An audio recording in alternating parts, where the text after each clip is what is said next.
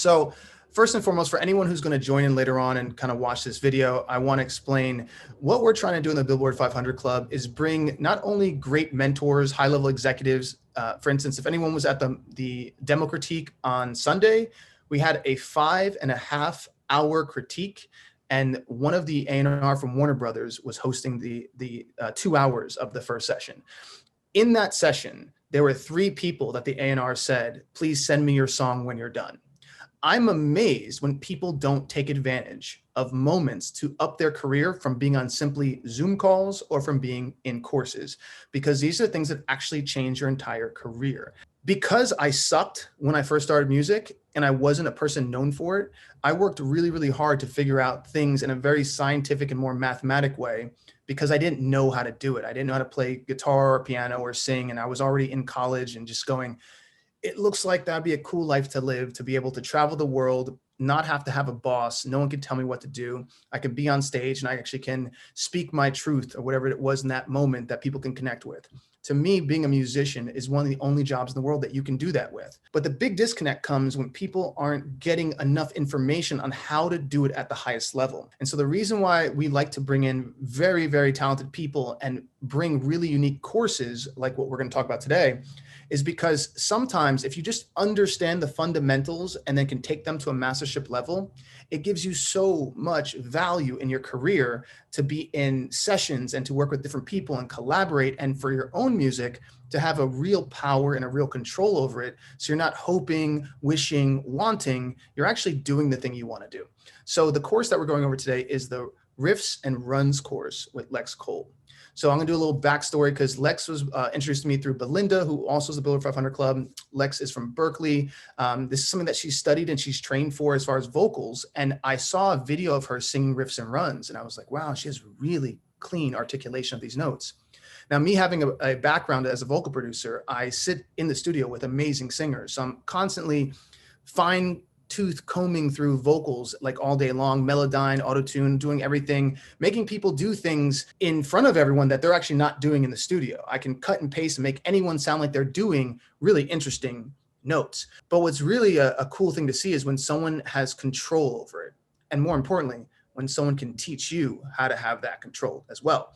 So that being said, that's why I'm bringing in Lex right now to kind of talk about the course you just created, because I wish I had something like this, 15 years ago when I first started music. I think if I would just had something I could just watched, broken down, I wouldn't have spent all those hours just replaying Mariah Carey, trying to hear the notes and then trying to slow it down and make it easier for me, and still not vocally able to do these things.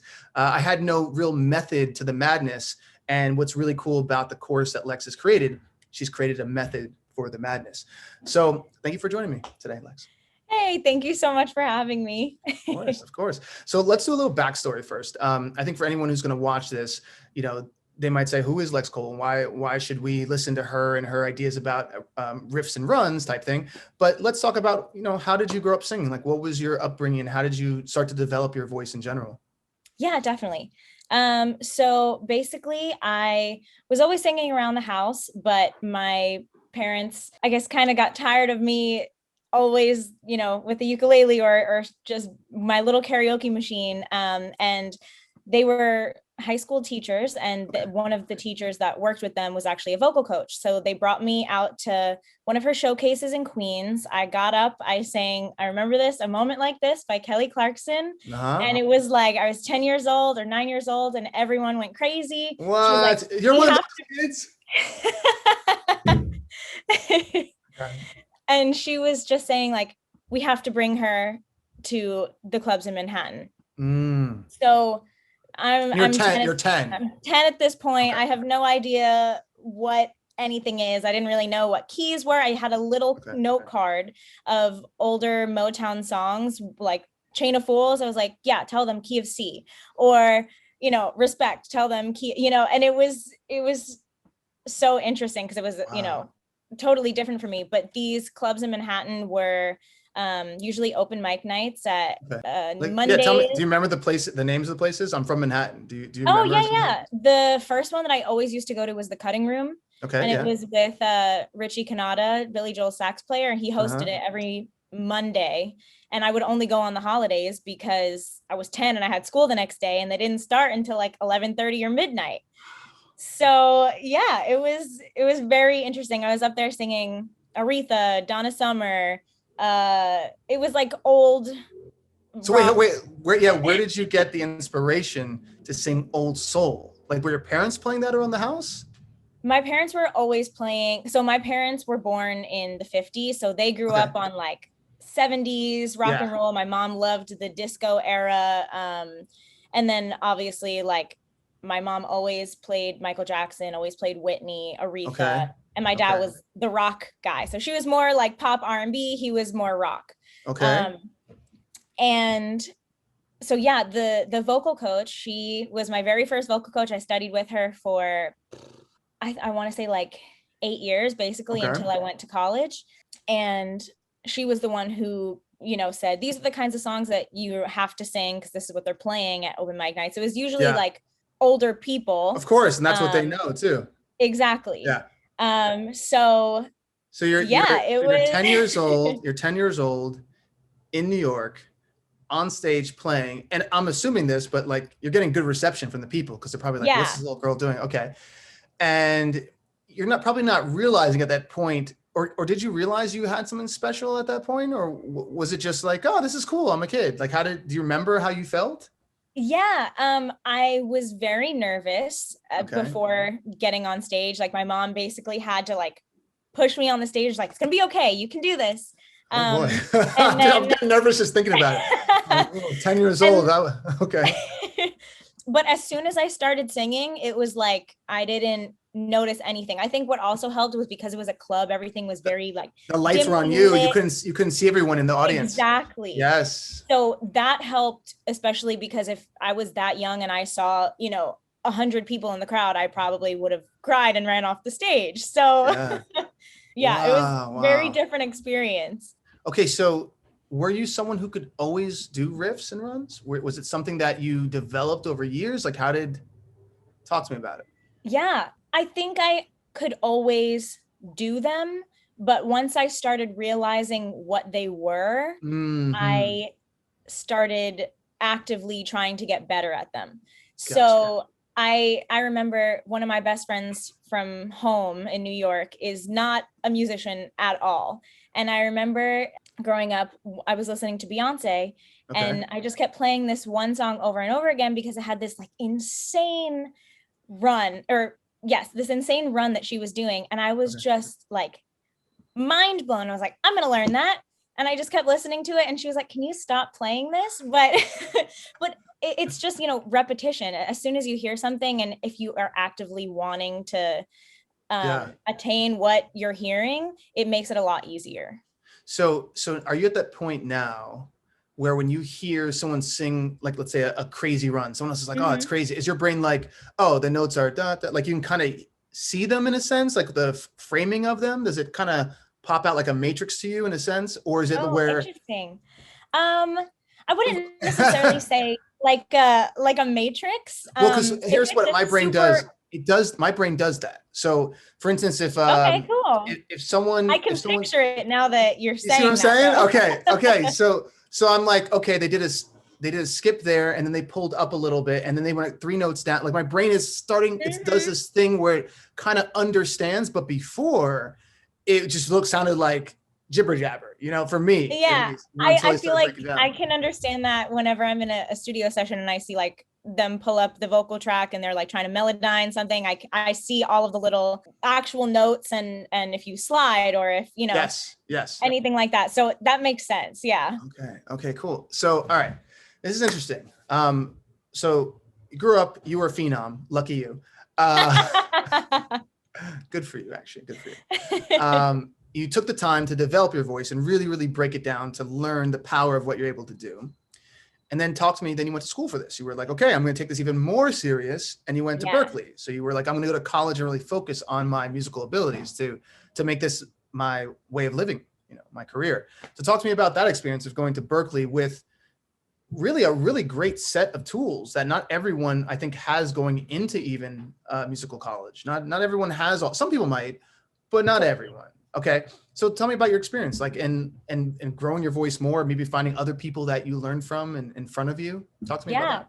It started when I went to the 5-week program, actually the year before I went to Berkeley. That was like the 100% deciding factor. First day I was there, I'm going to college here.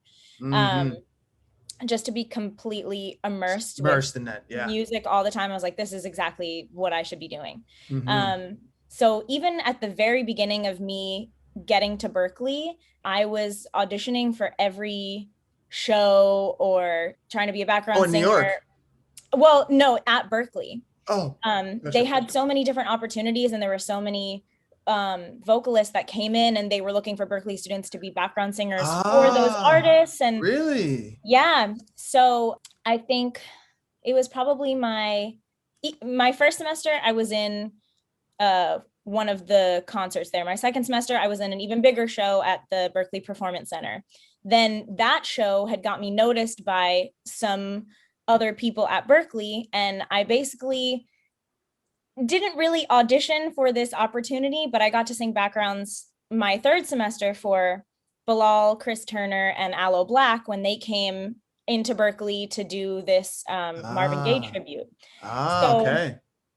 right off the bat, like just from me, putting myself out there, I got noticed, and it was all R&B soul music. It was an unreleased Marvin Gaye album that we were singing. Like it was amazing. And then doing Yeah. that, I got asked to sing backgrounds when Lettucey came a couple semesters later. And R&B music has like so many riffs and runs, and I truly am such a huge R&B lover, even though Yeah. it is relevant in other styles. But Do you study gospel or anything? Is that because R&B is obviously a subdivision of having gospel roots, but do you also listen to gospel singers and then emulate some of the things they do, like a Smokey Norfolk or something like that? yeah, I was actually listening to Kiki Wyatt the other day, Uh-huh. and just an insane Insane. range. Insane. And obviously Kim Burrell is another Yes. huge gospel artist. Yes. But I didn't really listen to gospel until I got to Berkeley, Oh, because okay. it was a whole other world that I had been opened up to. That's a big world to be open up to too. Yeah. Yeah. Mm-hmm. So starting to listen to those artists. Okay. And then I mean, Beyonce has always been a huge Yeah. inspiration for me. And of course, like she's a fantastic performer, but so many people don't give her enough credit about being an insane vocalist. I agree. I Eh, agree. I was saying this the other day to someone I go, here's the thing that's messed about the music industry. Beyonce is noted as one of the top artists that have been in the industry for this generation, and rightfully so. She deserves that. But here's the problem with it. In 30 years, when someone tells their grandkid what was the biggest Beyonce song, what song do you think they're going to choose? I think Crazy in Love. If they ask what's Beyonce's biggest song, what song will they choose? Crazy in Love is not her biggest song. You already know her biggest song. You just don't Is want to it say. Single Ladies? You already know it. Come on. I just think that's like her like first big solo hit. So that's what I her think of. biggest song, right? So here's the thing. That shows the littlest amount of range that one of the Mhm. best singers in the business in this generation has done. And that range is all the single ladies, all the single ladies, all the Right. single ladies. And that to me is a part of the music industry that's kind of wacky right now, because like think about Mariah Carey. If someone says what's Mariah Carey's best songs, every single song you think of Mariah Carey is going to be a vocal challenge. Yeah. Everything. But if you talk about Beyonce, it just goes whoosh. But if you see her live, you're like, oh my God, she can do everything. Unbelievable. Yeah. I also Unbelievable. think like her older Yes, I music is agree. much more vocal. vocal and Yep. much more vocally intricate, because now she's getting Yes. into more of like the like rap talking kind of stuff, Yep. and really showing her lower register, which Mhm. most people can't emulate at all. Of course. Of course. No, she's amazing. I was really lucky where the first guy who mentored me, he wrote and produced and sang with her on several songs. So I'd go in his Amazing. studio, and yeah, and he'd, I'd go in the studio and he's like, oh, check out this new song I'm working on. And he'd pull it up and be him and Beyonce singing. And I'm like, what? And he's doing all these riffs and runs, and she's doing ones over him. and he had such a pure tone. Still has an amazing voice, this guy. But I just remember being in the studio, and I couldn't sing yet. I was good at writing, and he would always pull me in because he knew I had good lyrics. And then to be able to hear those acapellas, you know, like to be able to actually see them, because you can hear a song, but if you never hear the outtakes, you're just hearing what they chose. Yeah. You don't know all the other versions that were thrown out there. So you don't know all the different kinds of runs that were tried, but then they selected this one because it felt more radio. But I'd hear things that I'm like, oh my God, did she just do that? Oh my God, like how did she pull that one out? You know, right. So incredible vocalist. Okay, cool. So we're walking it through. You went to Berkeley. Now you are living where? I now live in Los Angeles, California. Okay, so you live in LA and you're pursuing a musical career. We were talking earlier, for anyone, you're not going to see this, but we were talking about her crazy work schedule of getting everything together to shoot her videos and everything. So can you walk everyone, let's say, for someone who is looking to really take their voice to this next level, who, let's say, has some basic amount of control and maybe has tried runs and goes, okay, I can maybe do something, or for someone who just wants to learn. Can you explain how your course is set up, and more importantly, why it's so beneficial to follow exactly how you do it, how you set it up? Because I think it's important how you break everything down. Definitely. So as you should with everything that you're trying to learn, you got to start with the basics. So I start by giving definitions of what a riff is and what a run is, because most people use those words interchangeably, but they are completely different things. Talk to us about it. So a riff is either a chordal, rhythmic, or melodic, like little blurb that is repeated throughout the song. So it, like I use old examples. So like for that, you can use like a lot of rock songs from the 70s and 80s. Maybe like a guitar riff, like a exactly. Okay, yeah. Exactly. So there's so many guitar riffs, but people will hear someone be like, oh yeah, like that was such a good riff. And I'm like, actually, no, they didn't sing a riff because it wasn't repeated. So it's very different. I didn't know the difference until I really started digging in, because I used to say riff and run interchangeably all the time. Now a run is a spontaneous, I'm going to say blurb again, like blurb of notes. And that can be an ascending riff, a descending riff. It can be, which I also cover those. Talk about how riffs and runs go through different parts of your voice and how to control them when you're going through the different parts of your voice. But first, we start off with definitions, learning everything. I show a lot of different examples, and that ranges from back in like the 70s all the way to music that's come out in 2020. I'm so glad you did that, because a lot of times I notice with new artists, they don't study before almost like 1990s. It's like this weird thing where they're like, I'll bring up an artist name. I'm like, have you ever heard of Etta James? I'll be like, Etta James. I'm like, oh, God. What do you mean? What do you mean, Etta James? Have you ever studied, you know, like a Boyz II Men song? These Boyz II Men, who are these people? Oh my like, God. No. I'm like, oh.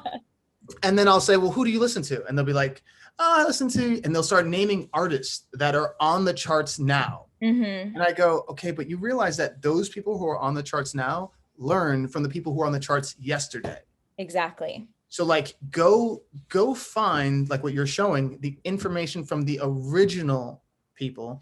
Because usually, I'm not trying to be a jerk, but usually it was better. Usually the people who created it did it because it really meant something when they did it, and they weren't doing it to sound pretty or sound cool or get fame. They were doing it because they were like, I feel pain right now, so what comes out of me is, hey, and that's what came out. Like they were just like, that's how I feel right now, right? So there's this thing where I think it's so good that you took the time to show people like where it started, so that way they give them a foundation of going, oh, this is how much I can learn. It's not just 1990s. It's like pretty vast. That's awesome. Yeah. It was also an eye-opener for me after, you know, I learned a lot of this stuff at Berkeley, different scales, because we go through the pentatonic scale, we go through the blues scale, and then it branches off into other things like melismas and like I said, ascending runs and descending runs, and how to, you know, have like overlapping sounds in songs. And it was just really cool to see how all of that connected.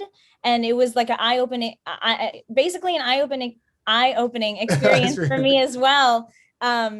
Just because now those are not things that I think about when I attempt a Yes. riff and a run. Yeah. But going back and realizing that, oh my God, yeah, Tori Kelly just sang a pentatonic run. And I had Yeah. no Yeah. idea. And I'm like, Yeah. that's pop music right That now that's in that's the today's matrix. world. That's how my brain works. When I was saying the matrix, when you were talking about pentatonics, I tell all of my clients, I'm like, listen, study the pentatonic, study the pentatonic. Mm-hmm.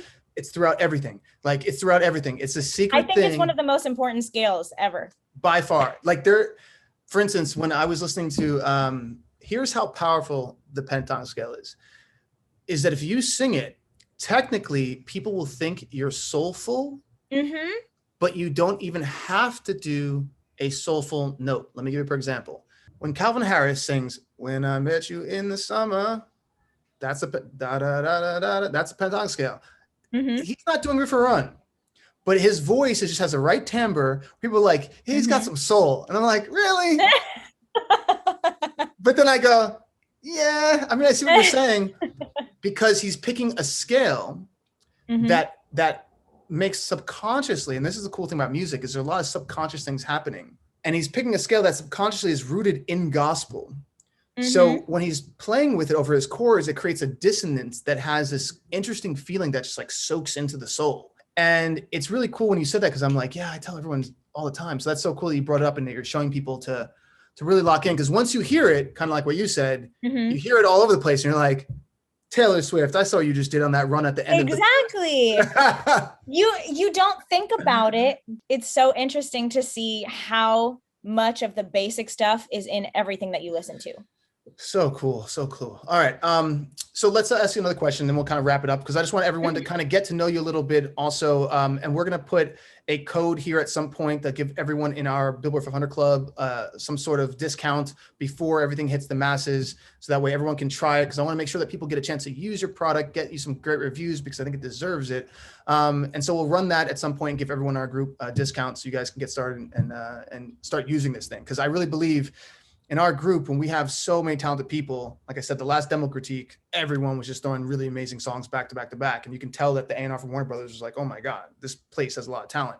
Mm-hmm. And I think if everyone could up their game vocally, I'm just thinking about where people will be in 3 years, it's going to be, an insane kind of tribe.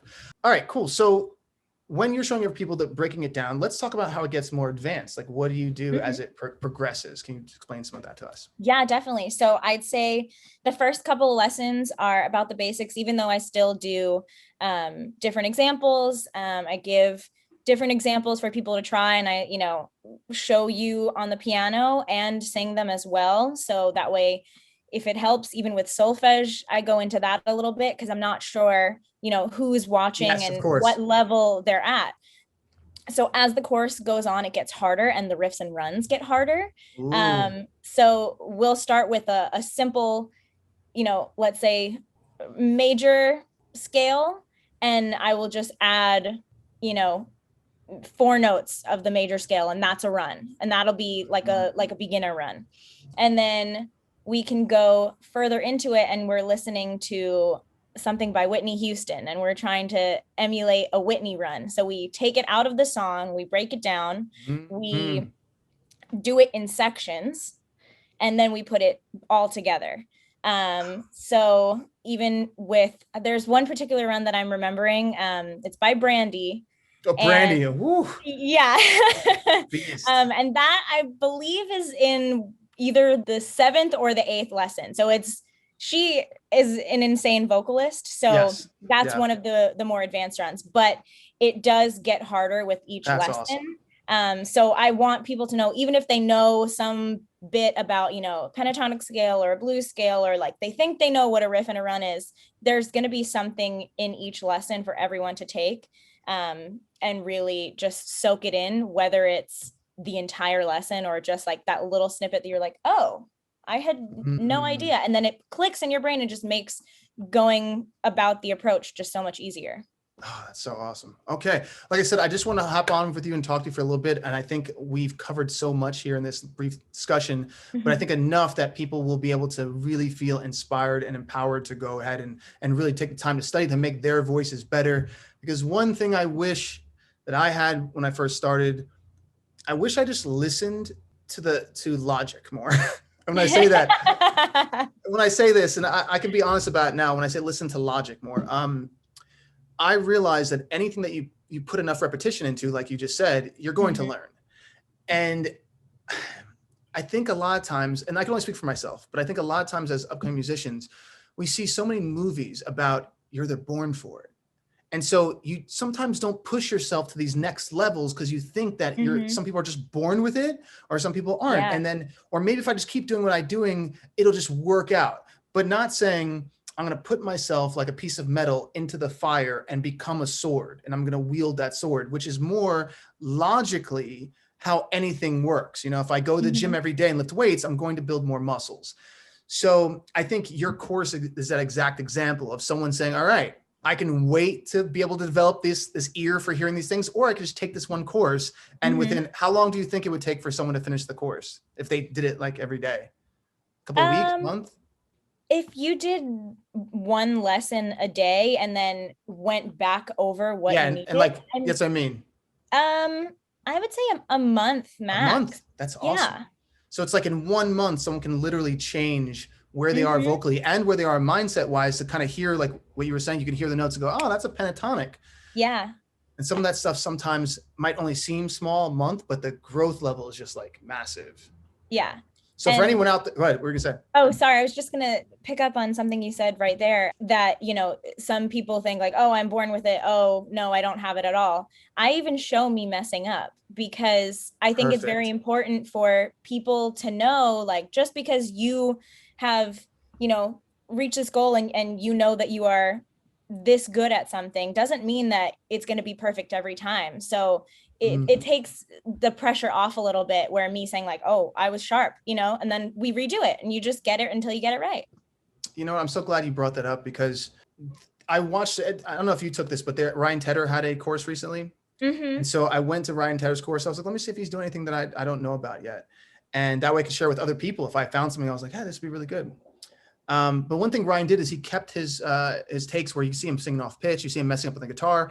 And he says something that I think is very important, which is you have to suck just enough, but you also have to know enough about things. And he's like, because if you're too good at playing piano, then you might not spend time learning something else and you know, all these other things. And so I think having better control of your voice with taking your course will give people the ability to almost step a little bit and stretch a little bit to where they were before.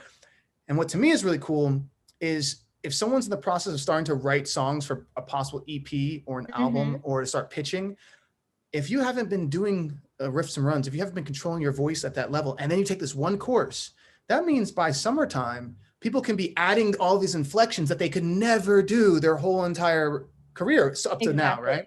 And to me, that's just so massive because the one thing about in the position I am, where I'm an executive now and I, co-founder of companies and I'm able to help people and I'm a producer.